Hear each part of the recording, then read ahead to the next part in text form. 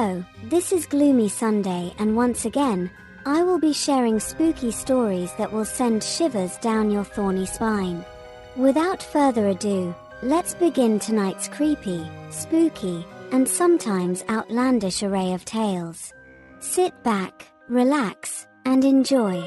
This is a true story. I saw it with my own eye and I touched it.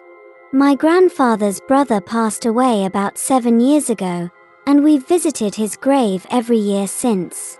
In 2004, his wife remarried, and it caused a huge family dispute. Her children opposed the remarriage, feeling it would betray their father. However, other family members argued it was her decision, not theirs. Eventually, the children gave in, and she married someone else. It was around the anniversary of Grandpa's death when my dad and I visited his grave. My dad opened a can of soda and placed it on the gravestone, while I set down a few oranges. We burned incense, knelt, and bowed in respect. Then, something strange happened. The can of soda began to boil. Not just fizz, it was boiling. I touched it, and it was hot. The soda bubbled up, spilling onto the grave and even touching the oranges. Right then, my dad broke down crying. He said something that I remember word for word to this day. Please don't be angry with your children because your wife married someone else. Your children are still your flesh and blood. Please let go of your anger. We love you and your wife dearly, but she married into another strange family, and there was nothing we could do. Right after my dad finished, the soda stopped boiling. We both stood there silently, staring at the gravestone. Then, the creepiest thing happened. There was no wind, no breeze, absolutely nothing. But the soda can tipped over on its own, and 3 of the oranges I had placed rolled off the gravestone. The grave was perfectly horizontal, not tilted in any way, so there was no reason for the oranges to move. The soda spilled more liquid across the gravestone, and we just stood there, frozen. Then, I noticed something chilling. The soda had spilled all over the grave except for one spot, the picture of my dad's uncle embedded in the stone. His picture remained untouched, and as I looked at it, I felt his eyes staring straight at me. When we got home, we told my aunts and uncles what had happened. They cried. It was truly emotional for everyone. Then, 3 months later, my father's aunt passed away in her sleep.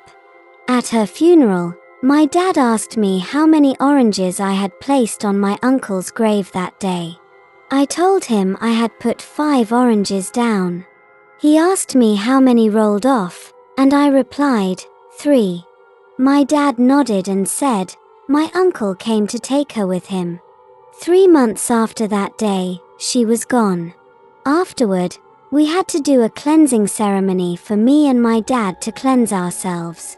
I don't think I'll ever forget that experience for as long as I live. I am a bit conflicted about how I feel about this story. On one hand, I feel that the grandma, who was a widow, deserved to have her happiness with someone else. However, since her family and children were very disapproving about his, you would think it will make her have second thoughts. In the end, it was out of her hands because she died and was probably dragged to the afterlife kicking and screaming by her first husband. Let's read another story. I remembered years ago, my husband and I moved into our first apartment. During that time, we were struggling to make ends meet. We had 2 children. The oldest was 7 years old and the youngest was 4, both girls. Our place looked quite run down and ghetto, but that was all we can afford. Everything was fine for the first week, but it was the second week that things started to happen. My 2 daughters sleeps in one room together, but lately the youngest one hasn't been wanting to. She would tell us that at night, she sees a monster who looked a bit their grandma. My husband and I were confused, because my mother is still alive.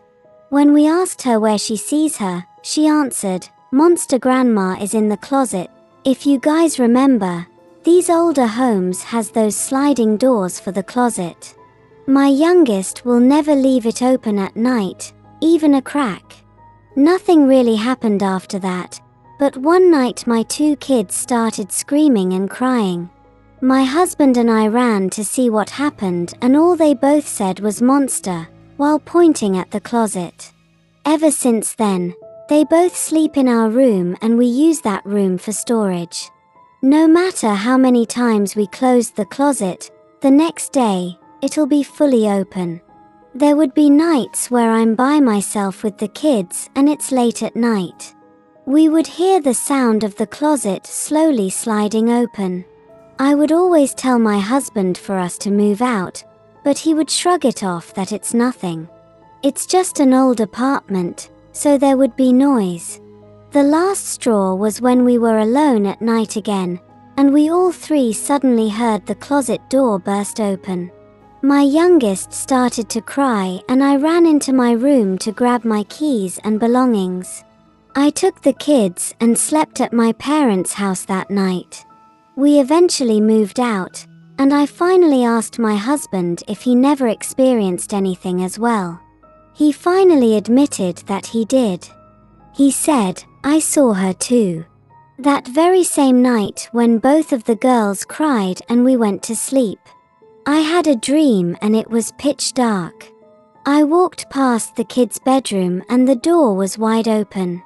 I turned to look inside and at first I heard a low giggle, and suddenly I saw her.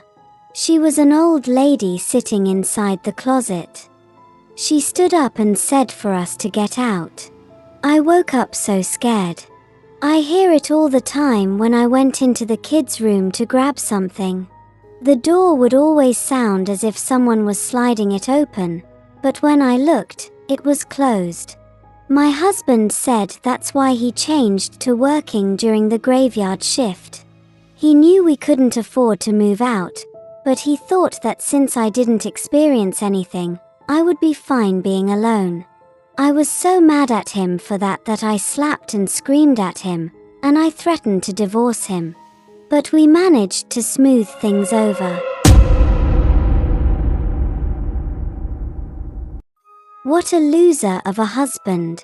Imagine leaving your wife and kids to the mercy of a monster. Such a low life. The sender should have gone through with the divorce. He sounds like a pathetic, sniveling creature who doesn't deserve to be called a man. Anyway, on to the next story. This story was told to me by my mom. It might or might not be true, so it's up to you to decide. Enjoy. Once there was a beautiful girl who lived with her parents in a small village. Her parents were very strict, so they didn't let any guys talk or get near her. One day, they noticed that their daughter's stomach was a little bit bigger than usual, but thinking that maybe she just gained a little bit of weight, they ignored it. As days passed, the Darfa's stomach got bigger and bigger until it looks like she was pregnant. Her parents got curious and a bit upset as to how she got pregnant, since they were not aware that she has any contact with any man. Because they didn't want to lose face, they confronted their daughter if she was pregnant, and if so, whose baby was it? When asked, all the daughter could tell them was that she did not know how she got pregnant. The parents was furious and talked to each other about their daughter's pregnancy. They both decided that they would take her to the forest tomorrow and kill her there, so that she wouldn't bring shame to their family. They would rather have a dead daughter than a shameful, immoral one who would make them the ridicule of their community. The daughter overheard their conversation and was deeply saddened by it. The next day, her parents told her to stay home and watch the house while they go gather up some stuff for their trip to the forest. Since that day was going to be the daughter's last day to live, she decided to go catch a chicken, boil it, and eat it as her last meal. While she was boiling the chicken, she heard her parents' footsteps outside the door. She got scared that her parents might get angry at her for killing their chicken, so she quickly hid the pot with the hot chicken under her long skirt and sat on top of it. When her parents got inside, they smelled the boiled chicken and angrily asked if she had cooked and eaten one of their chicken. Not wanting to lie, the girl got up and showed them the pot with the chicken inside. To their surprise, the pot was full of big dead caterpillars. As the parents looked at their daughter, her stomach was not that big anymore. In the end, they threw away the pot with the dead caterpillars and decided not to kill their daughter anymore, since she was still a virgin. They celebrated by eating the chicken she cooked, after removing the dead caterpillars from it. An explanation: her stomach got big because a caterpillar got inside her stomach and laid eggs in her womb. When she placed the pot with the hot chicken under her skirt, the steam from the chicken went inside her body and killed all the caterpillars inside, causing them to come out. Another version of this story was about Slime's worms. Her parents didn't plan to kill her though. The dad was very angry, but her mama believed her when she said she was still a virgin. The mother gave her a very special medicine so the worms came out from between her legs. Hope you enjoyed our spooky and strange stories. Join us next time for more. Take care and boo-bye.